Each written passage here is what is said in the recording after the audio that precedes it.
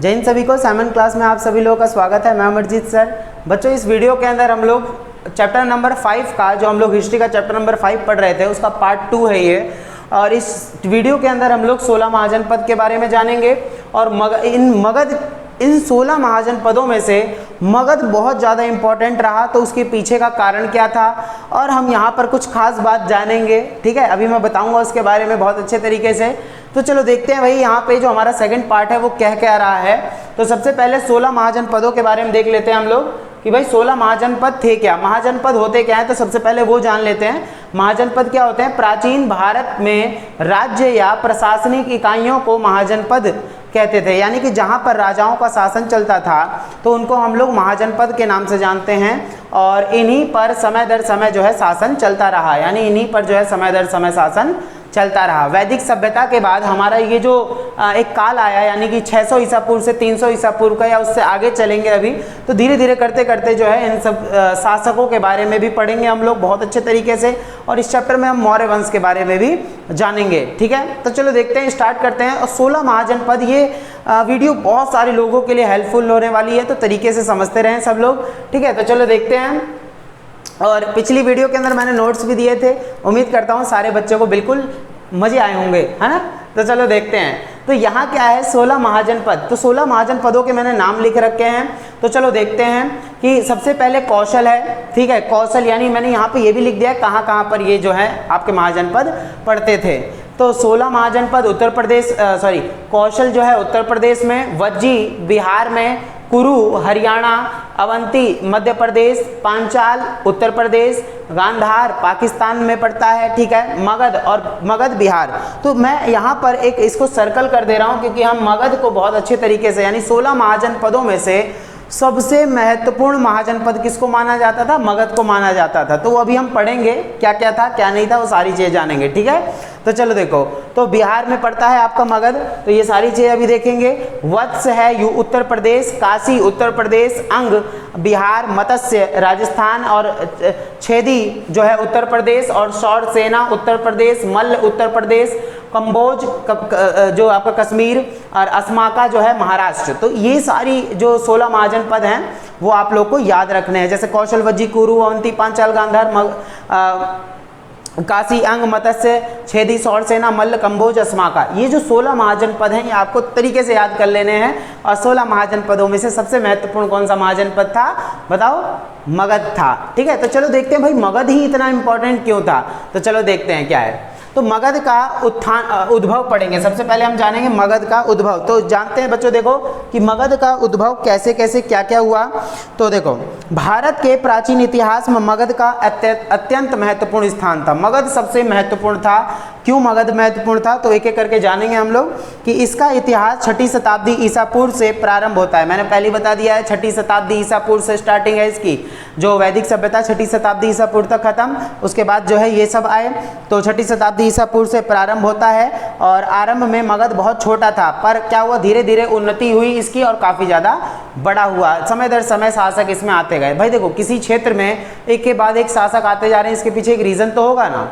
Reason क्या होगा वो हम अभी पढ़ेंगे, क्यों मगध इतना ज़्यादा महत्वपूर्ण था और कि क्यों ये इतना ज़्यादा फेमस था, बहुत ज़्यादा। इसलिए शासक इस पर जो है आधिपत्य जमा कर बैठे हुए थे समय दर समय। अभी इनके बारे में हम जानेंगे। देखो, मगध के उत्थान में अनेक राजनीतिक, भौगोलिक और आर्थिक कारणों ने योगदान दिया। यानी कि राजनीतिक, भौगोलिक और आर्थिक कारणों ने योगदान दिया, क्योंकि यहाँ के जंगलों में हाथी मिल जाते थे, लोहे की खदानें थी मगध के अंदर। ठीक है, वहाँ की ज़मीन बहुत ज़्यादा उपजाऊ थी। ठीक है, और इसी वजह से जो है मगध को इतना ज़्यादा महत्वपूर्ण माना गया था। और वहाँ जो सहायक नदियाँ वगैरह हैं, गंगा और इसकी सहायक नदियाँ, उसके माध्यम से हम कह सकते हैं मगध इतना महत्वपूर्ण था, इसीलिए सब लोग उसको जीतना चाह रहे थे। समझ में आ गई बात? तो चलो देखते हैं। ठीक है, हर्यंक वंश, शिशुनाग वंश और नंद वंश के शासकों ने अपना शासन चलाया। आगे चलकर मौर्य वंश ने एक विशाल इमारत खड़ी करी यहाँ पे, एक, यानी कि मौर्य वंश ने जो है बहुत अच्छे तरीके से शासन चलाया यहाँ पे मगध के अंदर। ठीक है, तो ये हम सारी चीज़ जानेंगे। तो ये हमने जान लिया मगध का उद्भव। ठीक है, अब जानने वाले हम लोग मगध की सफलता के कारण। बच्चों ज़रा ध्यान से सुनना इस टॉपिक को। मगध की सफलता के कारण क्या थे? तो मगध के उत्थान में वहाँ की आर्थिक स्थिति, यानी कि भाई जहाँ की भूमि इतनी ज़्यादा उपजाऊ हो तो वो प्रदेश कभी डूब सकता है? नहीं डूब सकता। तो ये याद रखना, मगध के उत्थान में वहाँ की आर्थिक स्थिति का बहुत बड़ा योगदान था। और योगदान था, मगध का क्षेत्र बहुत ज़्यादा उपजाऊ था। जैसे मैंने बताया भाई, मगध का बिहार का क्षेत्र है ना, तो उपजाऊ क्यों नहीं होगा, है ना। तो मगध का क्षेत्र बहुत ज़्यादा उपजाऊ था। वर्षा बहुत अच्छी हो जाती थी यहाँ, बारिश बहुत तगड़ी होती थी, मज़ेदार होती थी, झूम बराबर झूम, तो जिससे उपज अच्छी होती थी। और उत्थान के आधार पर जो है, उत्पादन के आधार पर जो है उद्योग धंधों एवं व्यापार वाणिज्य का भी विकास होता चला गया। जहाँ भाई उत्पादन अच्छा होगा वहाँ व्यापार भी अच्छा होगा, सिंपल सी बात है। तो ये चीज़ याद रखना है सबको।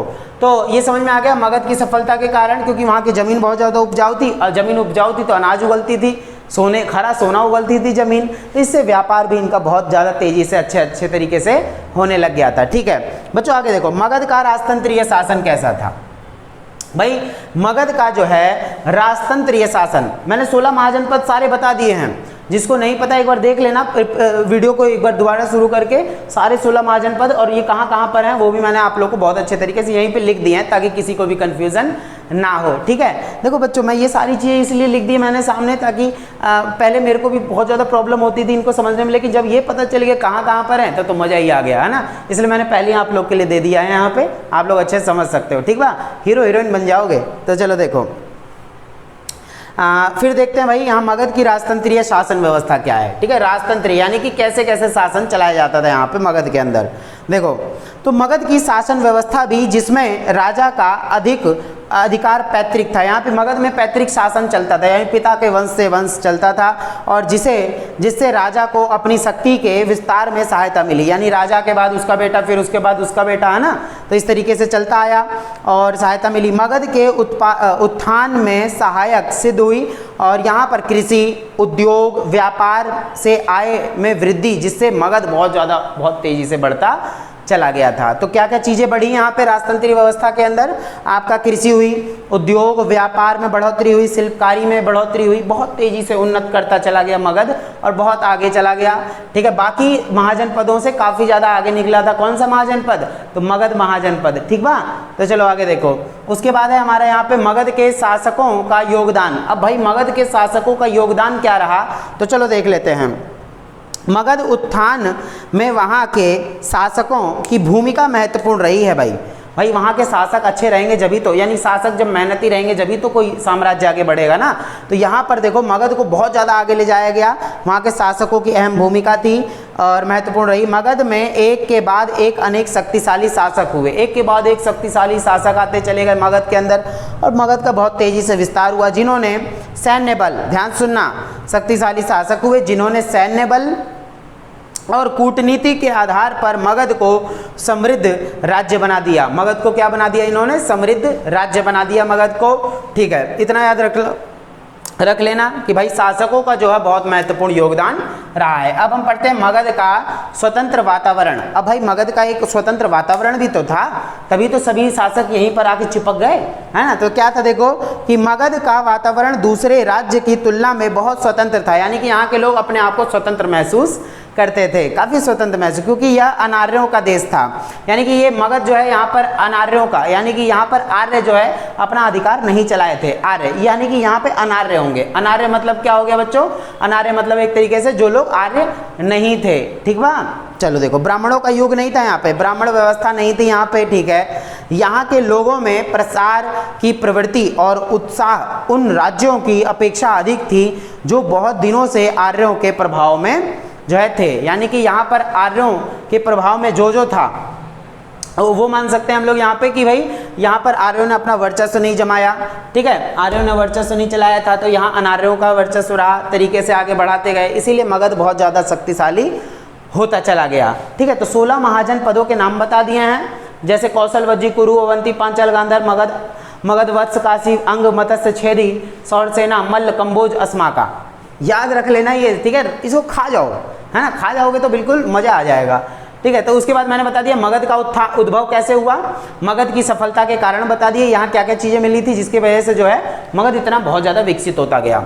मगध की राजतंत्रीय व्यवस्था बता दिया मैंने, मगध के शासकों का योगदान बता दिया है, ठीक है। उसके बाद मैंने बता दिया मगध का स्वतंत्र वातावरण, यानी मगध में जो है स्वतंत्र वातावरण रहा, वहाँ के लोग काफ़ी स्वतंत्र अनुभव करते थे, यहाँ जाति प्रथा ये वो ऊंच नीच ये सब कुछ नहीं था यहाँ पे, ठीक बा। तो चलो आगे देखो, ठीक है बच्चों। देखो मैंने पहले ही बोला था इसके बारे में मैं थोड़ा डिटेल में बताऊंगा।